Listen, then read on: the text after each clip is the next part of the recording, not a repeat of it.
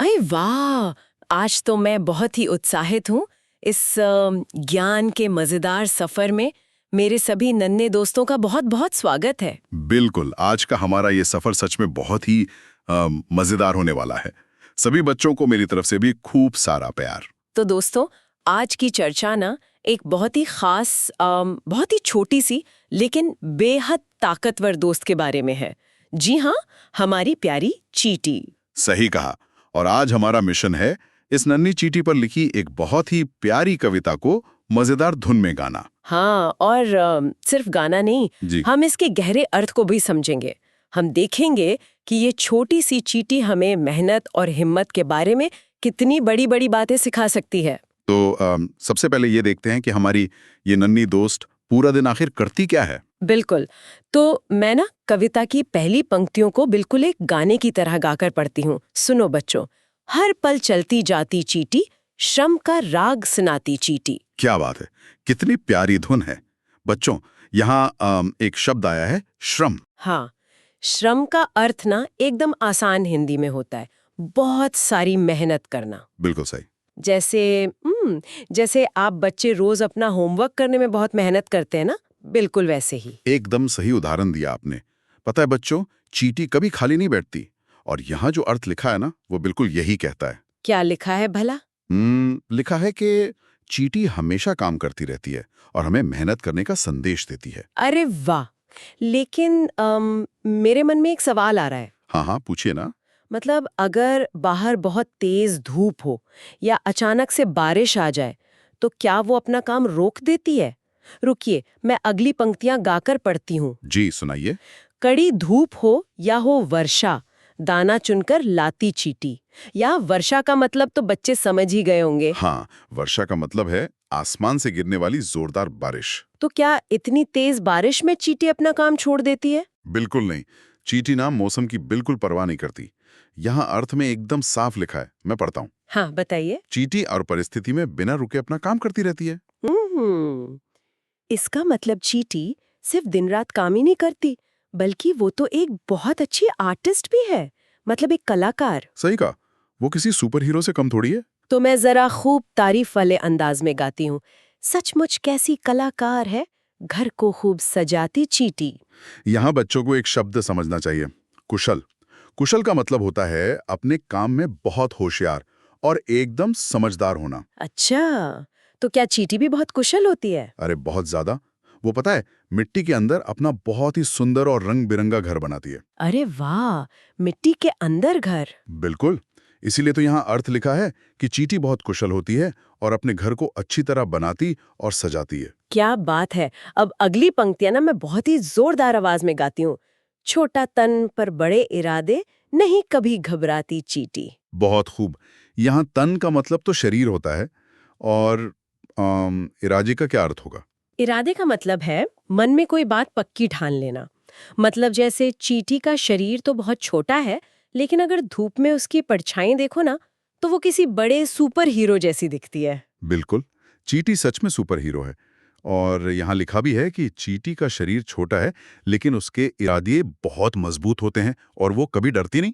तो जब किसी के इरादे इतने बड़े हों, तो क्या बड़ी-बड़ी मुश्किलें उसे रोक सकती हैं? मुझे तो नहीं लगता कि उसे कोई रोक सकता है। बिल्कुल नहीं। आइए देखते हैं कैसे। मैं पूरे जोश के साथ गाती हूँ।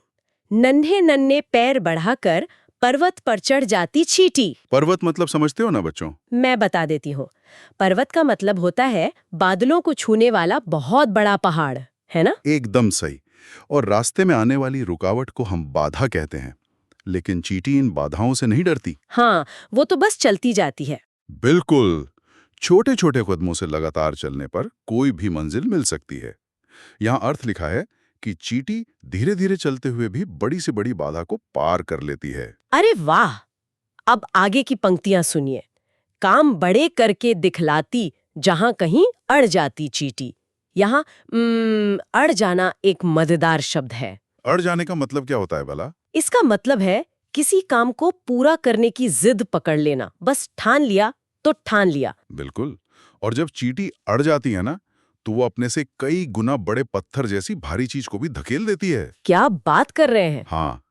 यहाँ लिखा है, चींटी कठिन काम भी कर दिखाती है और कभी हार नहीं मानती। तो आखिर में ये नन्ही चींटी हमें सबसे जरूरी बात क्या सिखाना चाहती है? ये बहुत ही गहरी बात है। हाँ, इसीलिए मैं आखिरी पंक्तियों को बहुत ही आदर और शांत प्यार भरी आवाज में गाती हूँ।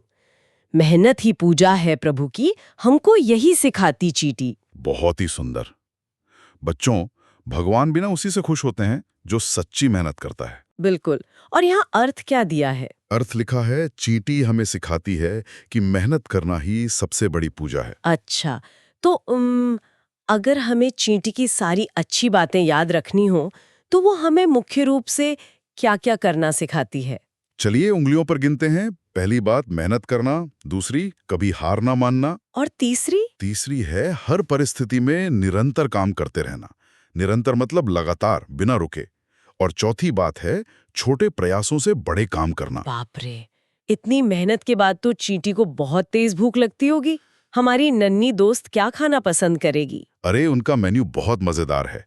अगर यम यानी स्वादिष्ट चीजों की बात करें तो उन्हें लड्डू, शहद, चीनी और गेहूं के दाने बहुत पसंद है। और यक यानी जो चीजें बिल्कुल पसंद नहीं, वो क्या है? उन्हें करेला और सूखी पत्तियां बिल्कुल अच्छी नहीं लगती। छी, करेला?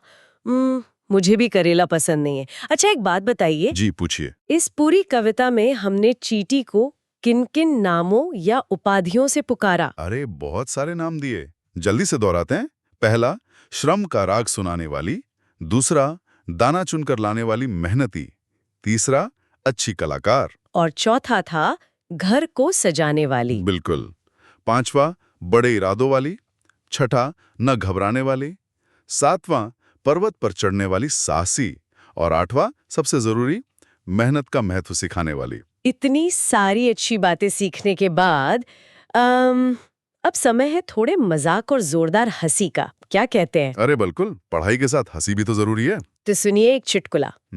पहला दृश्य कुछ ऐसा है कि चींटी और हाथी छुपन छुपाई खेल रहे हैं। अरे वाह, चींटी और हाथी। हाँ, तो हाथी ना एक छोटी से पेड़ के पीछे छुपने की कोशिश करता है और चींटी उसे तुरंत ढूंढ लेती है। क्योंकि हाथी का शरीर इतना बड़ा है, वो पेड़ के पीछे छुप ही नहीं सकता। ये तो होना ही था। अब दूसरा दृश्य मैं बताता हूँ। अब चींटी की बारी है छुपने की। वो एक बड़े से मंदिर के अंदर जाके छुप जाती है। फिर क्या हुआ? लेकिन हैरान करने वाली बात, हाथी उसे तुरंत ढूंढ लेता है। अरे बाप रे, ऐसा कैसे?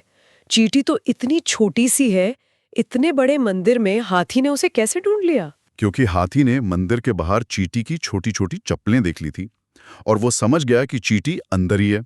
अरे, नन्ही चींटी की छोटी छोटी चप्पलें। ये तो बहुत ही मजेदार था, है ना? मुझे भी ये चुटकुला बहुत पसंद है। तो मेरे नन्हे दोस्तों, इस मजेदार सफर को अब हम यहीं समेटते हैं। आप सभी को हमारा बहुत सारा प्यार। और हाँ, हमेशा याद रखना कि कैसे एक बहुत छोटी सी चींटी ने हमें कितनी बड़ी बड़ी बातें सिखाई। जैसे हमेशा मेहनत करना और कभी हार न मानना। बिल्कुल। और अंत में सोचने के लिए एक बहुत ही मजेदार बात छोड़कर जा रहे हैं हम। वो क्या है? अगली बार जब भी जमीन पर कोई नन्ही चींटी चलती हुई दिखाई देना, तो उसे ध्यान से देखना और सोचना। हाँ, सोचना कि आज ये छोटी सी दोस्त कौन सा बड़ा काम करने जा रही है। क्या वो अपना घर सजाने के लिए पेंटिंग कर रही है या किसी बड़े पर्वत पर चढ़ने की तैयारी कर रही है? ये सोचना सच में बहुत मजेदार होगा। तो बच्चों, इसी के साथ हम आपसे बहुत ही खुशी खुशी अलविदा कहते हैं। खूब मेहनत करते रहिए और मुस्कुराते रहिए।